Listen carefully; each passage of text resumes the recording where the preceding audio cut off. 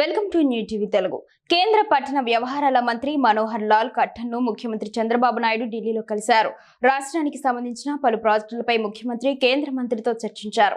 Visakhapatnam, Vijayawada metro రైలు ప్రాజెక్టులపై మాట్లాడుతూ ఆంధ్రప్రదేశ్లో ట్రాఫిక్ రద్దీని తగ్గించడానికి, ఆర్థిక వృద్ధిని పెంపొందించడానికి, పట్టణాల్లో రవాణా సౌకర్యాలను మెరుగుపరచడానికి ఈ ప్రాజెక్టులు కీలకమైనవని అన్నారు. ఈ ప్రాజెక్టులను వెంటనే ఆమోదించి ఆర్థిక సాయం అందించమని సీఎం కోరారు. మౌలిక సదుపాయాలను మెరుగుపరచడం, పట్టణీకరణ సవాళ్లను పరిష్కరించడంలో ఈ ప్రాజెక్టుల ప్రాముఖ్యతను వివరిస్తూ ఒక నోట్ను కేంద్ర మంత్రికి సమర్పించినట్లు సీఎం తెలిపారు.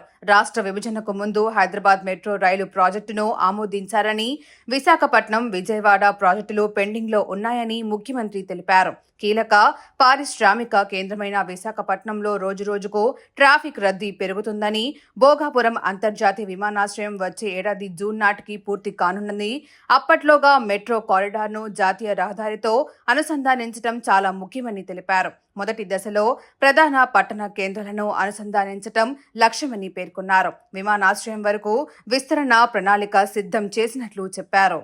రాజధాని అమరావతికి గేట్వేగా విజయవాడ మెట్రో వ్యవస్థ ఏర్పాటుతో ప్రాంతీయ కనెక్టివిటీని బలోపేతం చేయాలని నిర్ణయించామని ఆయన తెలిపారు. విజయవాడ పరిసరాల్లో ఆర్థిక వృద్ధికి తోడ్పడడానికి ఇది చాలా అవసరమన్నారు. నగరంలో పెరుగుతున్న రవాణా అవసరాలను తీర్చడానికి ఈ ప్రాజెక్టును ప్రాధాన్యతమైనదిగా పరిగణించాలని ముఖ్యమంత్రి కోరారు.